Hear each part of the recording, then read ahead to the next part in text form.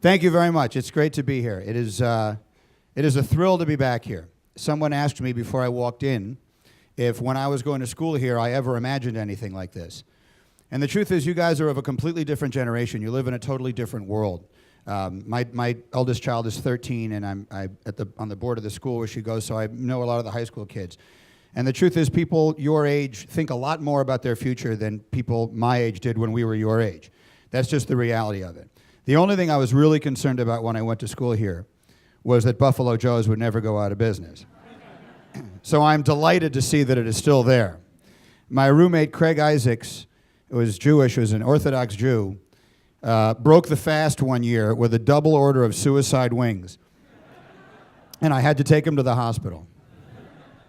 I had a delightful time talking with Dean Ham a little bit about the ways in which my years at Medill and the things that I learned here have helped me and are responsible for any of the things that I'm able to do.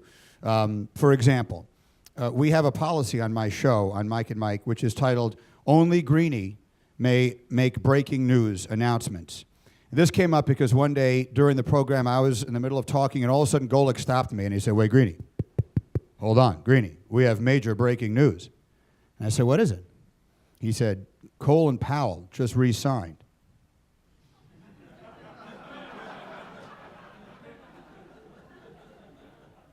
And I looked at the computer, and of course there it was, Associated Press Bulletin, Secretary of State Colin Powell resigns.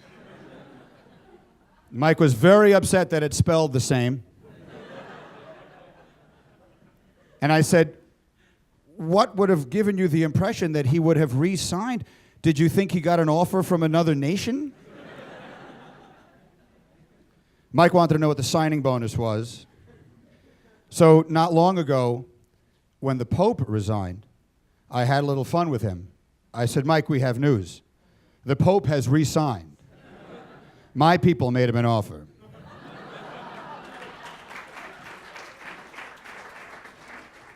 Golick, people ask me all the time how you get to be a sports broadcaster, and I always tell them, play 9 years in the NFL.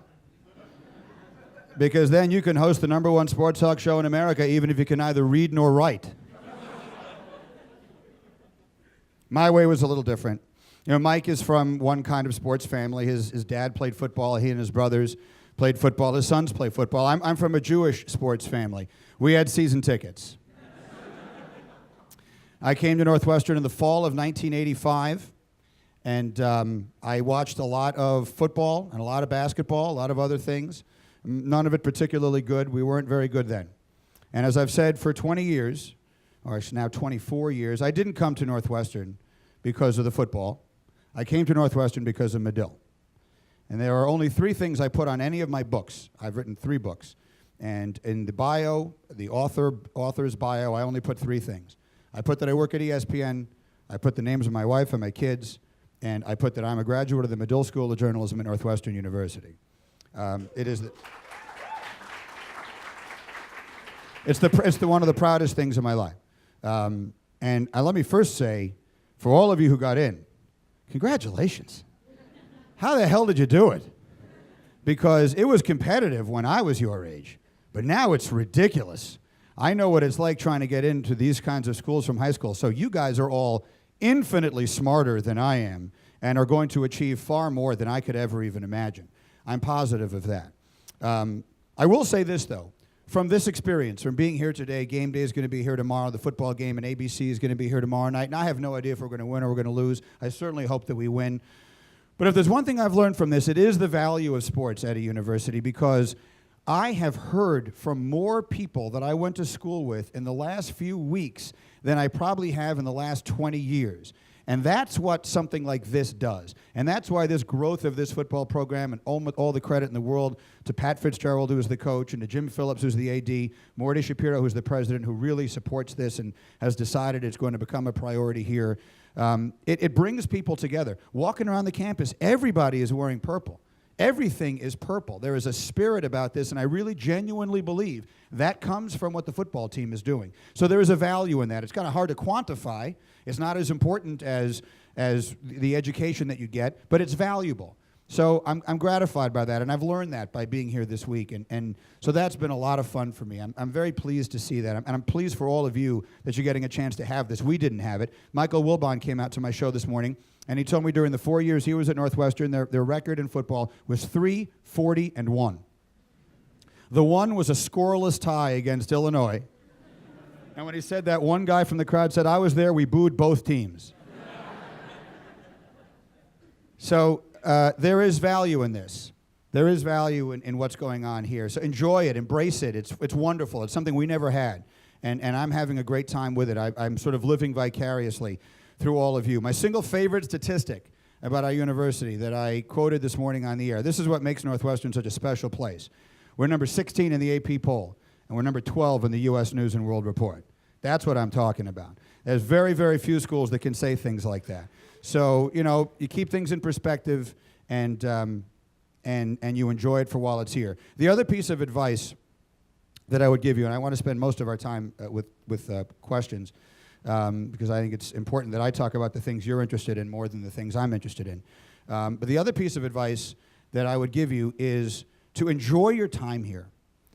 I had a lovely young lady asking me some questions before I came in. I'm sure she's in the room somewhere, and she was asking me a lot about whether I imagined this when I started. That's how I opened my comments just now.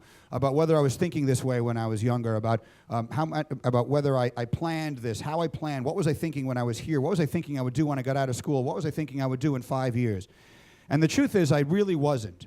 And I'm not in any way suggesting you shouldn't be thinking about your futures. It's obviously important. I'm not in any way suggesting that you shouldn't be planning the rest of your lives, because obviously you have to. But also, I look back on my years in college so fondly, because in its own way, they are the last time that you can live this way. You're going to get out of here and things are going to change. Hopefully some of them are going to change in enormously positive ways, but there are things you're never going to get back when you leave here. So enjoy them while you're here. Have fun while you're here. Take the L into the city and have fun down there. Go out and go see what Chicago has to offer, whatever it is you may be interested. If you're interested in the Art Institute, go there. If you're interested in Wrigley Field, go there. If you're interested in going to see world-class theater, go there. Enjoy yourselves while you're here. Have fun while you're here. College is supposed to be fun.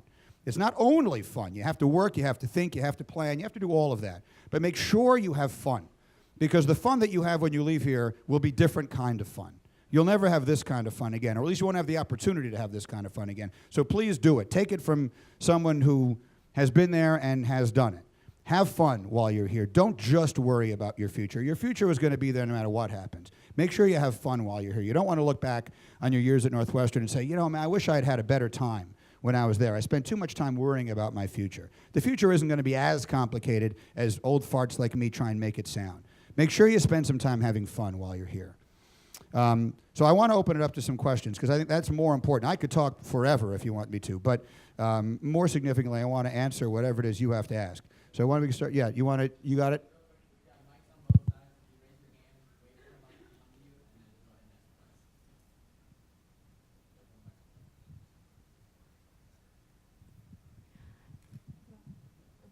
Hi, I'm Molly Kathleen.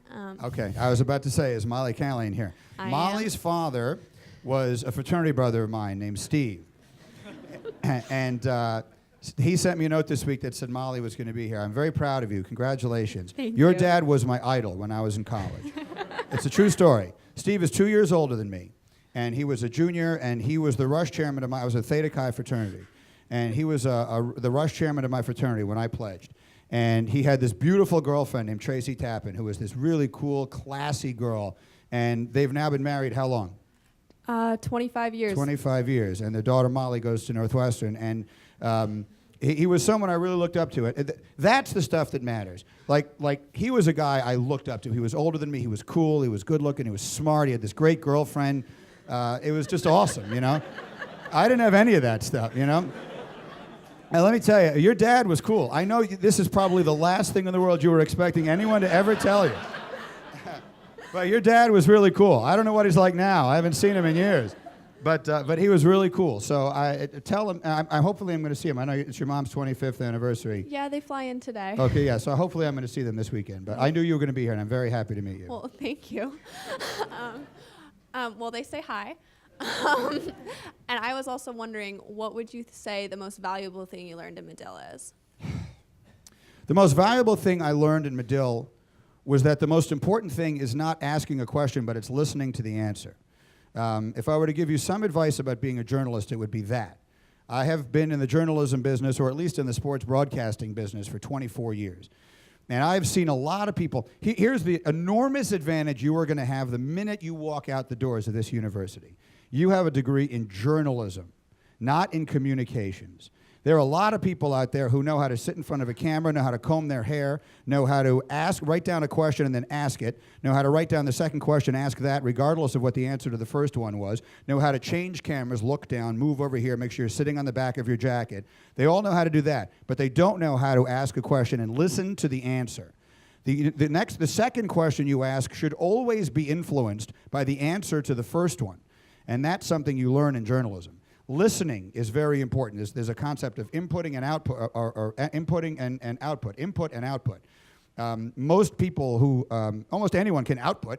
I can sit there and talk all you want. Give me a script. I'll just start talking. Or in my case, I don't even need a script. Just wind me up. I'll start talking.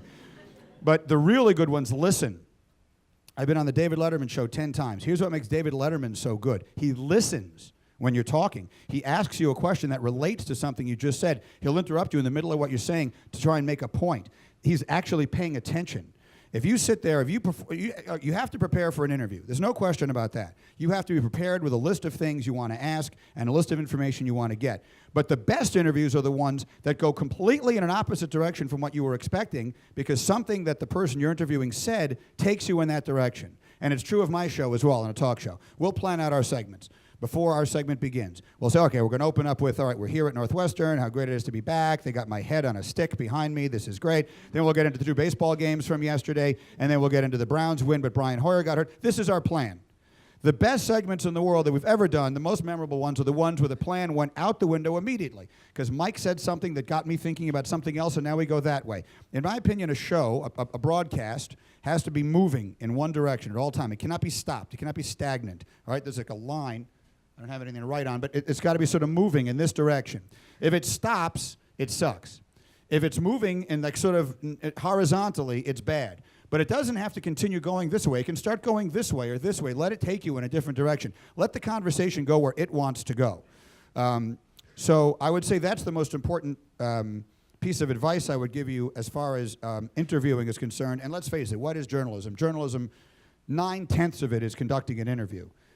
The other 10th is figuring out who to interview, right? You say, here's a story. I want to get a story. All right, who do I need to talk to? That's 10%. Now talking to that person, that's the other 90. That's overwhelmingly the most important part of the job. So that would be my primary piece of advice, is when someone is answering your question, listen to it. When I first started working in TV, parenthetically, your studio upstairs is much nicer than the television studio I had in my first 3 jobs. Gorgeous. But I remember I used to work with a guy, I'm not going to say his name because he might still be on TV here for all I know, but I worked at CLTV. Do you guys know what that is? Chicagoland Television. I don't want to suggest that we were a little behind in the news, but our motto was CLTV. If it's news to Chicago, it's news to us. That wasn't really our motto, but it might as well have been.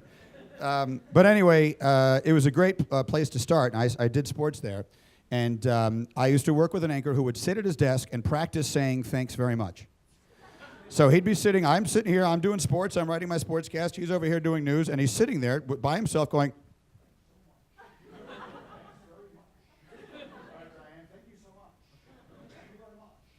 I thought to myself, this is not journalism. That's my point. Saying thanks very much is really not journalism. Anchorman is a great movie because it makes fun of all the right things in journalism. I'm Ron Burgundy. Who the hell put a question mark in the prompter? That's the point. That's the point. You should know that's not a question. Who's next?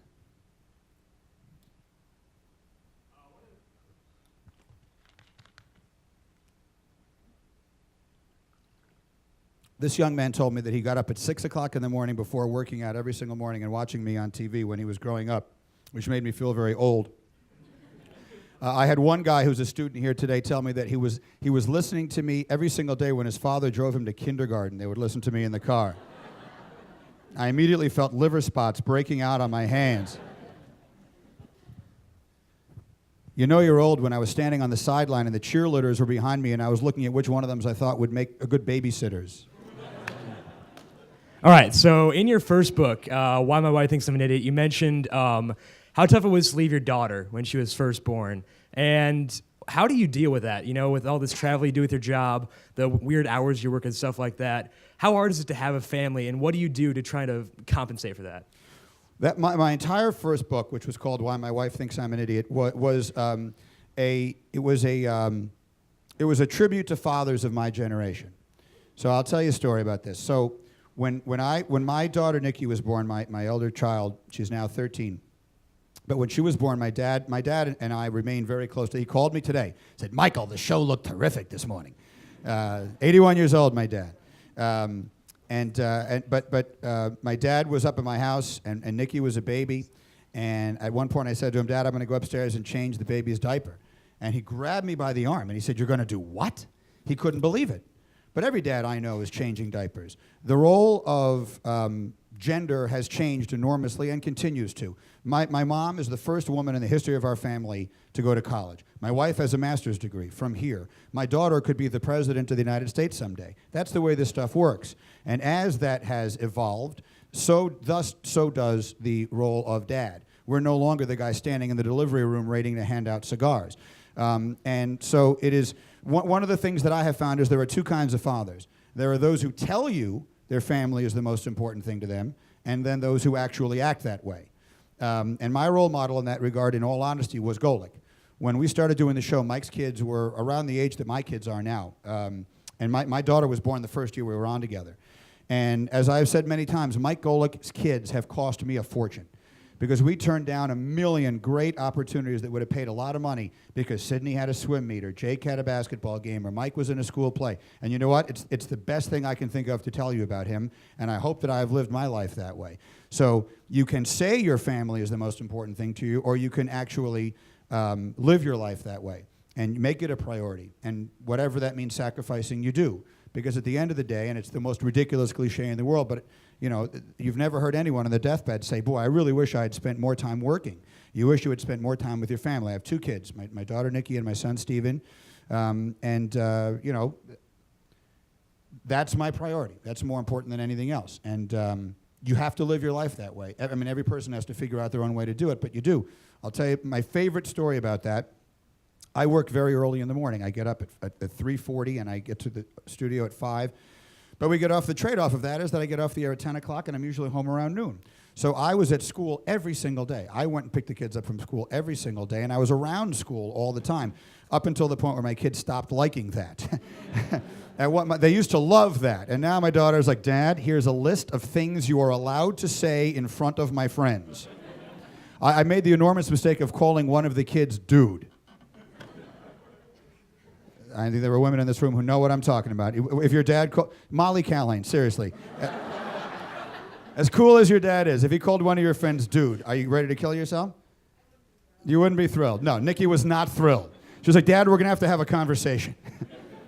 But anyway, when she was in first grade, they did a day in first grade where some of the parents came in and talked about what they do and how whatever their job is serves the community. So I had to work pretty hard in my own mind to figure out a way I could say my job serves the community, but I finally did. I figured out, I brought in a little DVD of stuff of me milking a cow on the air and Golick getting his eyebrows waxed and all kinds of fun stuff that I knew the kids would like. And then I took questions, and as I took questions, I was talking to all of the kids who I've known all of them, basically all of their lives. And when that was over, Mrs. Hoover, the teacher who's been at the school forever, came over to me. She said, "Mr. Greenberg, I want you to know, I've been a teacher at this school for 30 years. You're the first dad I've ever had who knew every kid's name." That was the nicest thing anyone's ever said to me. So I don't know if that answers your question directly or not, but if you can figure out a way that you know the names of all of your kids' friends, you're doing okay. Well, where are you going?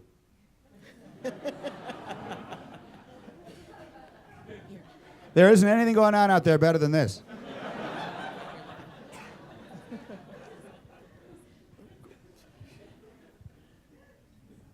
Yes. Hi. Whoa. So you were talking earlier about how good the football and the lacrosse, et cetera, successes for the university, and you were just talking about looking at your job and trying to figure out how you like what you do helps the community. Why do you think it's, coming from a person who is very interested in like sports broadcast, why do you think it's important for us in this day and age to talk so much about sports? And like, ESPN, there are like 4 different ESPN channels and like all this attention, and I love sports, right? But why do you think it's so important for us to be talking about sports now? That's an excellent question. I'll give you the answer.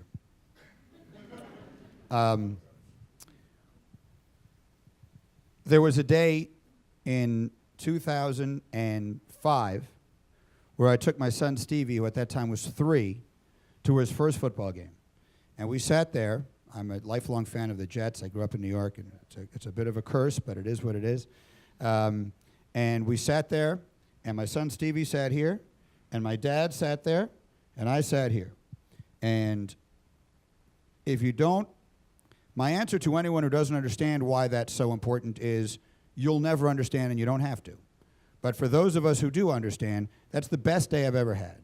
It's such a day that, at least for me, I don't get at a movie, I don't get at a Broadway show, I don't get anywhere else. There's something about being together at a sporting event with, and my mother too, to be honest. My mother is an enormous sports fan. My mother and father cannot watch the Jets in the same room because they start screaming at each other. My mother is where I get my pessimism from. My mother, the Jets will receive the opening kickoff. They'll run it out. They'll get tackled short of the 20 on the 17. And my mother will say, "Why do I even watch this? They always lose. This game is obviously over." But anyway, that day is a day I'll never forget. In my first book, in Why My Wife Thinks I'm an Idiot, I wrote, sports is war without the dying. A war would be phenomenal if at the end of every single day and the end of every single battle, everybody got up, went, took a shower, and had a beer together. It's when everyone starts dying that you lose me. But in sports, you never lose me. I wrote in my book, and some people made up some T-shirts, this is years ago, the reason I love sports is because there's nothing in the world better than investing everything into something that means absolutely nothing. And that's probably the best way I can think of to answer that. Yes. Rohan. Yeah. So sorry if You offered to buy me wings, by the way, at Buffalo Yeah. Joe's. Hasn't happened yet. I'm Can I waiting just on quickly say, Rohan, hold that thought. Rohan, I'll get back to you in just a moment. I want to go over here to Molly Calhane. No. When I went to school here, an order of suicide wings, cheddar chips, and a gut RC was $5.34. How the hell do you people afford this now? I went in there the other day. I had to charge my lunch. I didn't have enough money with me to afford lunch at Buffalo Joe's. We need to do an investigation of this. This is the kind of journalism that I would like to see done at the Medill School of Journalism. The skyrocketing rate of wings at Buffalo Joe's. Rohan, back to you. First of all, the wings offer obviously still stands. I'll be That's here all easy to weekend. say. I don't see any wings. I'm sitting here without a moist towelette. I don't mean to, ask perhaps a less deep question here, but I don't know how much less deep it could get than it's been. So we're having a debate about this before the show started. So you said you wake up every morning at 3:40, but also you have a job that, is kind of dependent on you watching sports, which can oftentimes go late into the night on the East Coast. So do you nap every day? How does the sleep schedule work? No, that's actually a good question. I get asked that a lot about scheduling. It is a challenge. It's a combination of things. There are some things that you have to see in their entirety. The toughest times of the year for me are like the World Series, the NBA Finals, things that you really have to see every minute of to really get the flavor of it, right? To really understand the nuance of you can't just watch extended highlight packages, but you need to have heard what the announcer said. You have to have gotten a feel for what the vibe of the crowd was. Those are the toughest times of the year for me. Those are nights that I'm up much later than I normally would be. And then sometimes, yes, I will take a nap. I generally try not to. A lot of people who work mornings in my business do. They're nappers. Napping, more often than not, I don't know if this is a physiological thing, it makes me feel worse. I generally feel worse after I nap than I do better. Sometimes I'm just so tired I don't have any option. But as a general rule, I try not to because it doesn't make me feel better, it makes me feel worse. But most of the time, I don't have to watch everything that happened late into the night. I have an hour drive into work every morning. I live about an hour from the studio. So I sit in the back. I don't drive myself, so I sit in the back with an iPad, and I can watch pretty much everything. I will have seen by the time I get to the studio everything that's on Twitter. I will have read every statistic and note. I will have seen all of the extended highlight packages. I will have watched the analysis from after the game, from whether it's, if it's football, it's the guys on our set, Steve Young and Trent Dilfer, or, whatever the occasion may be, to where I go in feeling very comfortable that I know as much as I need to know to do the show. So I would say probably, I don't know how to put a percentage on it, 80% of the time that's the case. And then the other 20% of the time, you just got to suck it up. And you just got to stay up, and you're going to be tired. And that's all there is to it. And one of the things about morning drive, people always ask, do you ever get used to it? The hours, and the answer is no, you really don't. People ask me what's the hardest part of my day. I always say the first 5 minutes. The first 5 minutes stink. No matter how you slice it, the first 5 minutes you just feel awful. But then you get up, you get in the shower, you get yourself moving a little bit, you get a little something to eat, and next thing you know, you're just up now, so now you're just doing it. And what you do get used to is functioning when you don't feel your best. Like that's what you get used to. You don't get used to the hours, but you do get used to functioning. You train yourself to recognize, okay, I'm tired, I can still do what I need to do. And that's probably what you do get used to.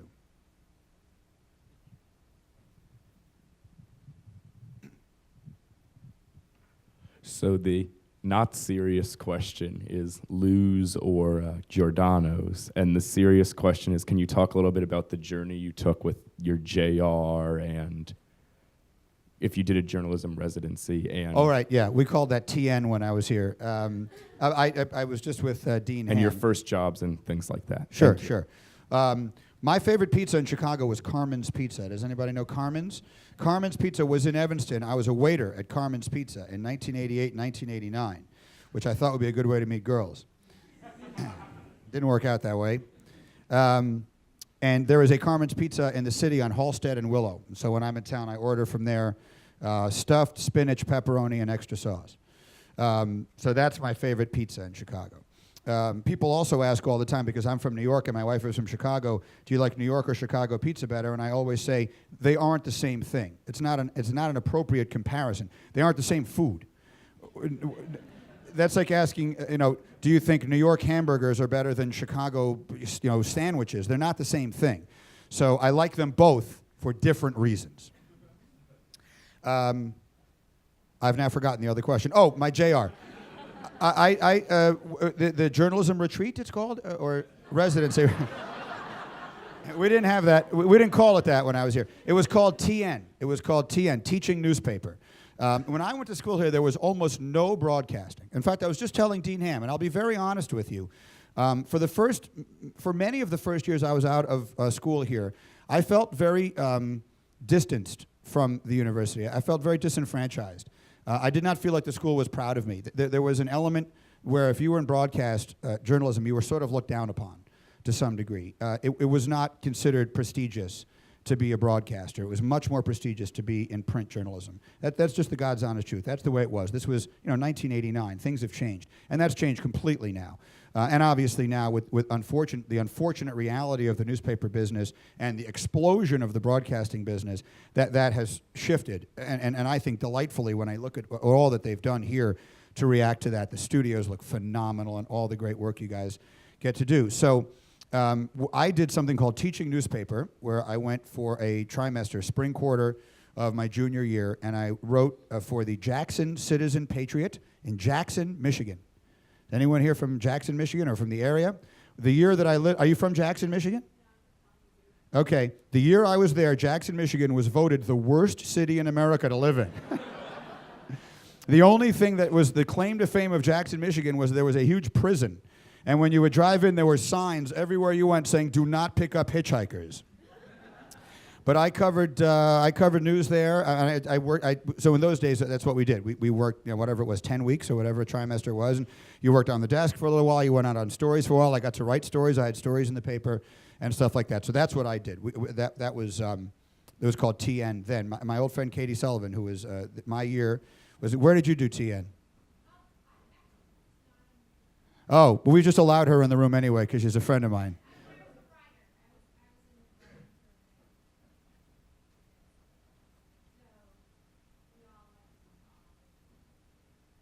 That's right. We got great stories, by the way. If you want a little later, I'll tell you Katie Sullivan stories from 1988.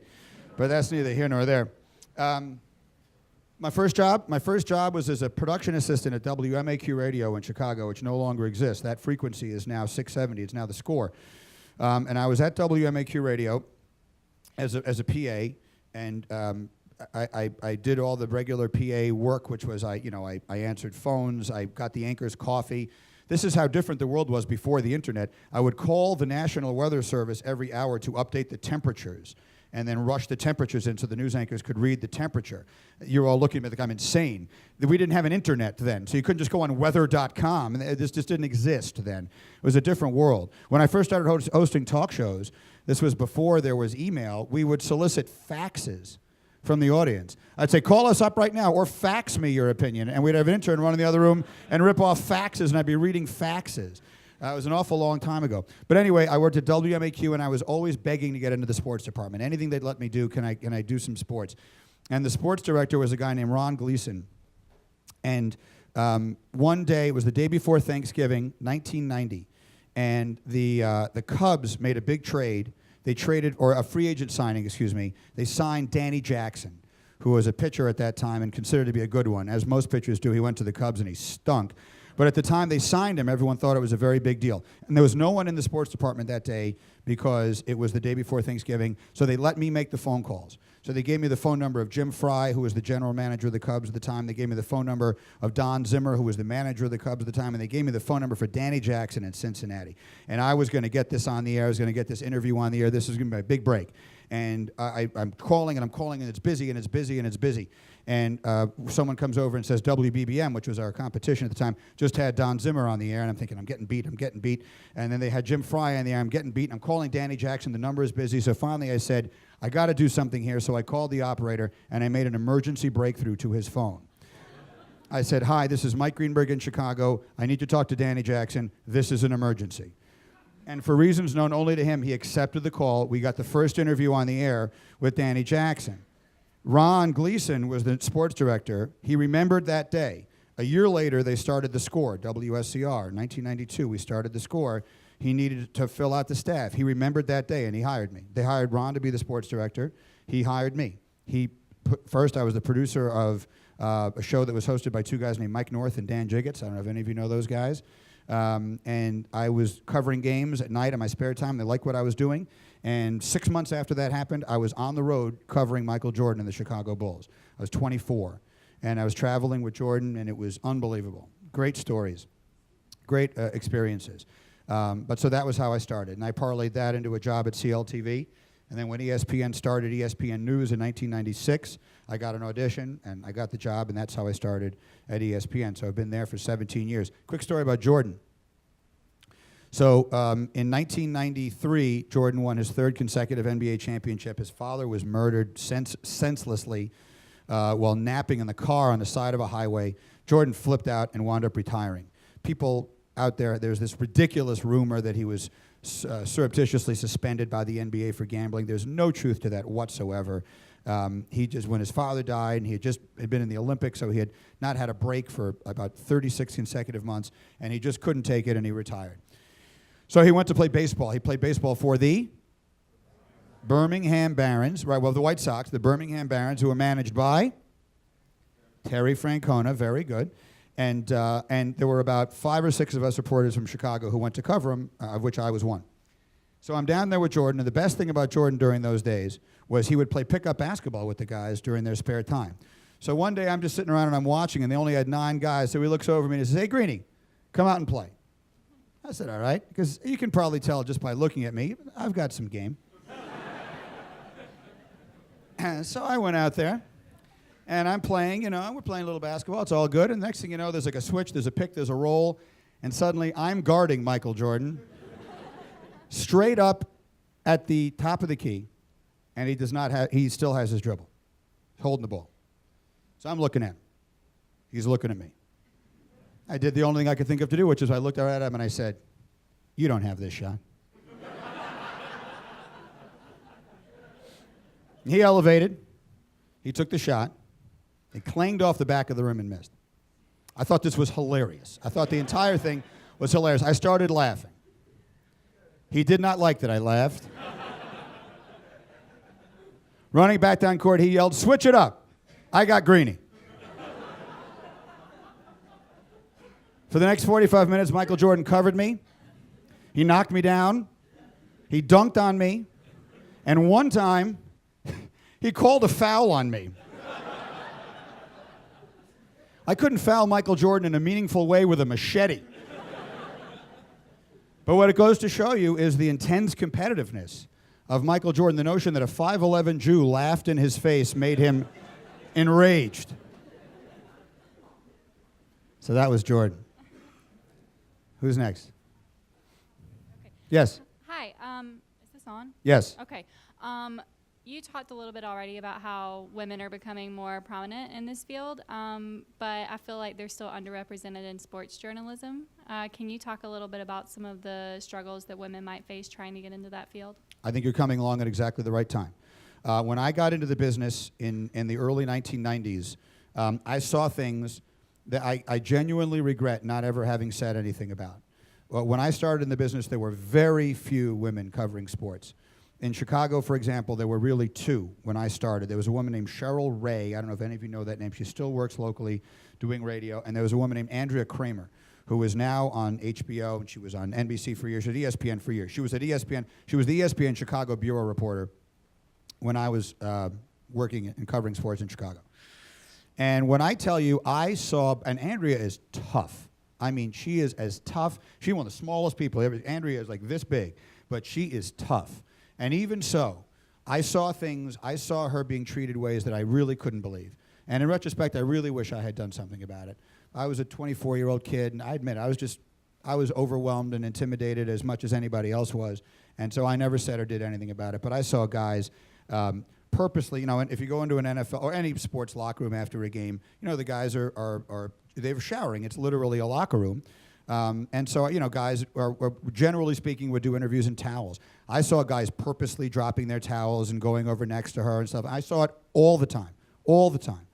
And I didn't do anything about it. And I really do regret that, to be completely honest with you. They put up with a lot. There was a wonderful film that ESPN did. Did any of you see it? What was it called? What? Say it again? Let Them Wear Towels. About the case, this predates that. That was back in the 70s when women had to actually go to court to get the right to cover sports inside the locker room itself. That's the history. That's the bad news. The good news is I don't see any of that anymore. Now, granted, I'm not a reporter anymore, so I'm not in locker rooms that much. But there is an overwhelming, I don't know what the numbers are. I couldn't give you percentages. But there are tons and tons of women from all walks of life that come in all different shapes, colors, and sizes who are covering sports thoroughly and professionally and well, and I think are treated, if not 100% as equals in those locker rooms, then darn close. I genuinely believe that. So that's the good news. So I encourage you to follow sports if that's your passion. It's a wonderful area of journalism in that you very seldom cover horrible tragedy. Like I wrote about this in my book, but when I was in Jackson, Michigan, we had to cover a horrific tragedy, or to put it more in terms of things that you've seen. Anytime there's a plane crash, right, and people are killed in a plane crash, what happens? You see the TV news crews going out to the airport, and they're interviewing people, interviewing the family, putting mics in people's faces. That's part of the job, and it is. I'm not criticizing people who do it, but I couldn't do it. I can't do that. I'm a father. I can't stand there and put my microphone in someone's face whose son just got killed in a plane crash. I can't do it. In sports, we very seldom have that stuff. We get to celebrate things. We get to talk about, as I said, we get to put to place an unrealistic amount of importance on things that are generally completely unimportant. So I recommend it. It's a wonderful way to make a living, and there's endless opportunity for women in the business. I really believe that. Whether you're interested in anchoring, well, and maybe you're interested in writing. Are you interested in broadcast in particular? Right, okay, so in writing, there's endless opportunity. A lot of that has gone now, as you know, to online. ESPN.com, enormous. Yahoo Sports, enormous. CBSSportsline.com, enormous. Almost all the major cities have major newspapers that have sports coverage, and almost all of that is going online. So there's, endless opportunity out there to do that if that's something you're interested in. And I think there is. I can't sit here and tell you that the opportunity is completely equal for women. I just don't know that. I don't have any data that would back that up. But my life experience suggests that if it's not completely equal, it's damn close, and it's on its way to being equal. What would you say to someone trying to get into sports broadcasting is the best advice if you're not an ex-professional athlete? You know, what's the best thing you can do as just a regular kid trying to get into the business? You have to do it. I was just saying this to Dean Ham in his office. If you want to be a lawyer, there are a whole lot of things you have to learn in a classroom. If you want to be a doctor, there are a whole lot of things you have to learn in a classroom. If you want to be a broadcaster, there are only so many things you can learn in a classroom. I mean, there are valuable things you can learn in a classroom. But at the end of the day, the only way to become a broadcaster is to broadcast. What I used to do is I would sit in the morning with the newspaper while I was having breakfast, and I would read the newspaper, the sports section, as though I was reading a broadcast. So I was living here in Chicago. I'd read the Chicago Tribune. I'd have, my little bowl of Cheerios, and I would take it out, and I would read Mike Royko's column in those days. He was the legendary columnist in Chicago, or one of the sports columnists here in Chicago, and the great writers, Bernie Lincecum in those days, and Bob Verdi, or whoever it was. And I would read their columns aloud as though I was on the air. That's a good way to do it. Be on the air all the time. Now here you guys have endless opportunity. And with podcasting and stuff like that, you guys can actually be doing broadcast work, even if no one's paying you to do it, all the time. Do that. Because at the end of the day, the only way to learn how to do this is to do it. And, I assume I'm not telling you anything new, but if there's an opportunity for an internship, take it. If there's an opportunity to go watch someone do their job, take it. Bother people like me about, can I come watch the show? Can I come see the show? Can I come do something there? Don't do that today because I'm busy. But, but generally speaking. So find ways to do stuff. You have a bunch of friends, and you guys want to put together, let's say you're interested in sports. Get together like a bunch of your friends and just do a podcast. Do a weekly podcast. What the hell? Just do a podcast and tweet it. If 4 people listen to it, doesn't really matter. But it'll get better. Just get 2 of you together and do it. Just sit and talk get yourself a microphone and talk for 10 minutes about, about the Northwestern Ohio State game. And then tweet it. Doesn't matter if no one listens to it. But if you do it 10 times, the 10th time will be better than the first. So that's probably the first and best advice I can think of to give you. You mentioned that reporting is like 90% interviewing, and athletes are guys who are interviewed all the time. So they have their little Rolodex of cliches and their stock answers. Do you have any tips for getting past that, trying to break down that wall? Not really. I mean, that's just the reality of it. That stuff isn't really journalism. I mean, at the end of the day, a lot of people don't like it when I say this, but it's true. We are all sort of playing our own little roles in this game. The players have their interests. The coach has his interest in what he's going to say to us. We have our interest in what we need to get out of them. Everyone's kind of playing their role. Journalism is done privately.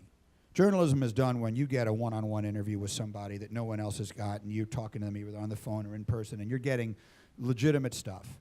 That's journalism. The rest of it is media. Media is a business. Journalism is a concept.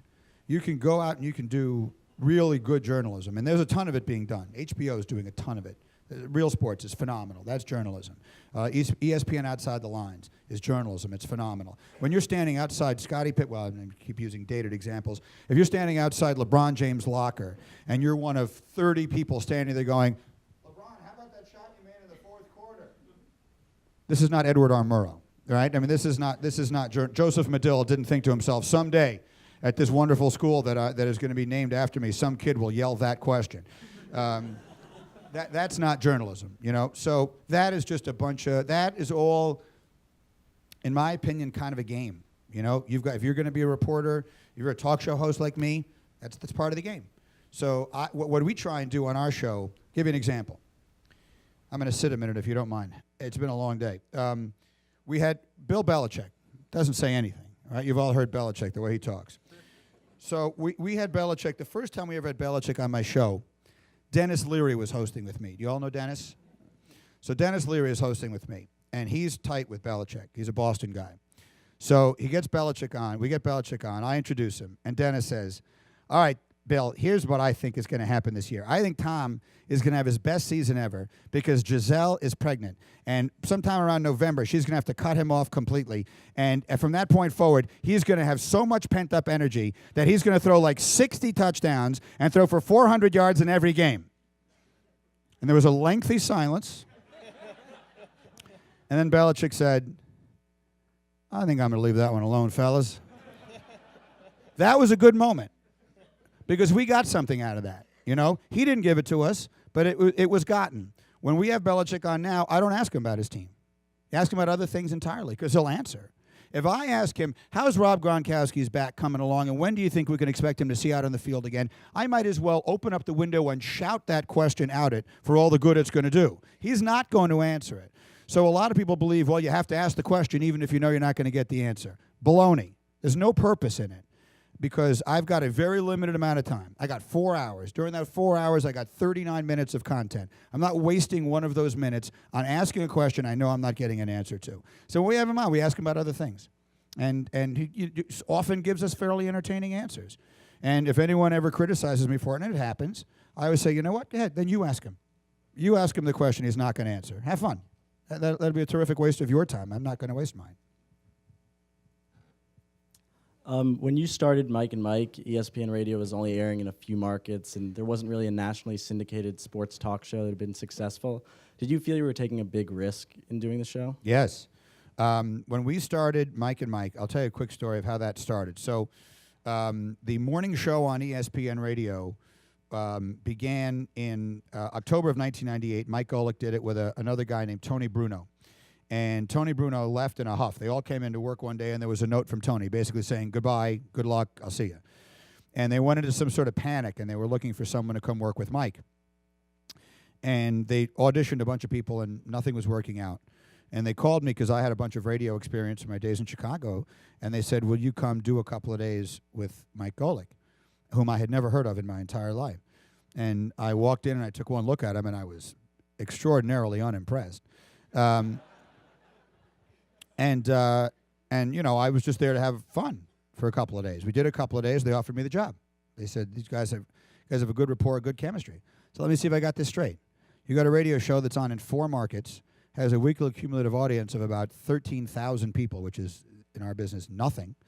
And you're asking me to take myself off SportsCenter. They had just moved me to SportsCenter. You're asking me to take myself off SportsCenter. You got to be out of your mind. This show will be canceled in a year. I'm sitting next to this fat former football player no one ever heard of. You got to be crazy. So that's how we worked out a deal where I continued to do SportsCenter, which I did for 11 years. So that was what I thought when we started. And I would never have guessed that any of this was going to happen.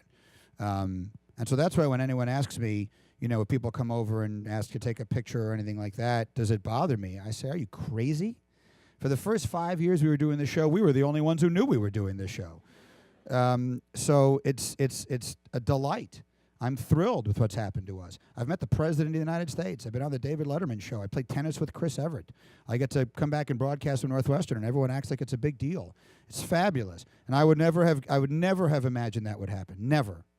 It just goes to show you. I mean, I can see it's almost the top of the hour. Now, I have nowhere to be, but you guys may. But my overriding piece of advice to you on that front would be answer your phone. Because almost everything I have pursued actively did not work out the way I wanted. And almost every really good thing that has happened to me has happened by accident. Has happened because I answered my phone one day and someone offered me something I wasn't expecting. And it worked out. Okay, I have 2 questions about Twitter. So at first you describe yourself as authorities on all matters on Twitter. Could you explain why? That's really a joke. If you go to my Twitter... it's at ESPN Greeny, and you know, you put the little, you know, I'm not very technologically advanced, so one of the guys on my staff had to show me how to set this up. But you put in some description of yourself, and I describe myself as the world's foremost authority on all matters. Because I think I am. Which is to say, you can ask almost anyone any question, and my answer will be better. And then I know that a lot of people, they just watch sports like online, or they just tweet a lot of things. So are you worried that you will lose your audience someday because nobody will watch your show someday? It's an interesting thought. What that really is a bigger picture question about the influence of technology and how it's changing broadcasting. And it's an excellent thought. And what people ask me all the time, now I know that I am the world's foremost authority on all matters, but the answer to the question, where is all this going, is I don't know. I don't know what technology is going to do to the business. I don't know. The one thing I do know is there will always be a market. There will always be a need for the immediacy that radio brings. Now, what form that radio is transmitted in, meaning whether you're listening to it on an AM or an FM or a satellite or some other means, I don't know. But what I do know is there will always be a need for an immediate a medium that is immediately reactionary to whatever is going, reactive, whatever the word is, to whatever is going on in the world. That I think is not going to go away. And television, as we know it, I think is also not going to go away. But I do think that it has evolved. For example, if you watch SportsCenter now, SportsCenter looks totally different from the way it did 10 years ago. And ESPN is dominated now by shows like Mike and Mike and PTI and First Take and Around the Horn that are based on what? That are based on opinion and analysis. Why? Because everyone already has the information. When I was a student at Northwestern, we would put on ESPN SportsCenter at 11 o'clock at night to find out what happened, because you didn't otherwise know. You didn't have a way of knowing who won the football game. Oh, well, maybe the football game because you'd be in a bar watching it, but you didn't know, or a coffee shop watching it. Excuse me, but you know, you didn't otherwise know what happened that day. That's how you got your news. Now, by the time you put me on, you know who won. So you need something more from me. That's the way technology has impacted what I do now. Now, how it is going to influence the next 5 years or 10 years, I honestly don't know. It'll be interesting to see. I wish I had a better answer than that, but I don't know where it's headed. Hey, sorry, this isn't about journalism at all. I was just kind of curious. What's this one about? I haven't approved this question yet. This is the journalism portion. I'll be doing a speech on health and media and science a little bit later in the day. I was going to ask you what your thoughts are on the role of analytics in sports and where you thought that was going in the future. Yeah, so that's an interesting question. So analytics, which is things like sabermetrics and things like that, they are extraordinarily important, and I hate them. Which is to say, to me, fantasy is much this way as well. And I've started playing fantasy sports because my 10-year-old son loves it, and he's obsessed with it. So we have a fantasy football team. We played fantasy basketball. And I do see the fun in it. But to me, sports is something much more than numbers. Like sports, to me, there's a whole gorgeousness and magic and poetry and beauty in all of it, in the blood and the sweat and the tears and the feeling. Sports is a feeling. Sports as a fan is about a feeling that it gives you. And if you allow that to be disseminated into exclusively, someone's OPS or someone's WAR or someone's, QBR, in my opinion, you're really missing the best part of it. Now, the truth is, the people within the sport swear by it. Okay, so there are no more managers in baseball. There will never be any more managers in baseball who manage, quote, by the gut. That was a very frequently used expression back in the day. Guys like Don Zimmer, who I mentioned before, used to say, I don't manage by the book because I never read the book. These days, the book is this thick, and it's got everybody. This guy's average against left-handed pitching on sunny days in West Coast cities on the third day after a road trip, and they've got those numbers, and they're breaking them down, and that is what is dictating every decision that's made in sports, and it's only going more in that direction. So if you're interested in a career in sports, then analytics is an excellent avenue, because every team in every sport is going to employ people like that. You're going to have people whose specialty is that stuff. As a fan, I don't care for it. I'm not interested in someone's WAR. I watch. Is it good or bad? Don't tell me Mike Trout was the American League MVP this year. I'm just not listening to you. Miguel Cabrera was the American League MVP this year. I don't care what Mike Trout's wins above replacement value was. His team could have finished fourth without him. So that's my view as a fan. But it's an excellent question. And the truth is, the role of analytics in sports is only growing and it is an excellent one to pursue if that's something you're interested in a career in sports. All right, you guys, unfortunately, that's all the time we have. How about a big round of applause?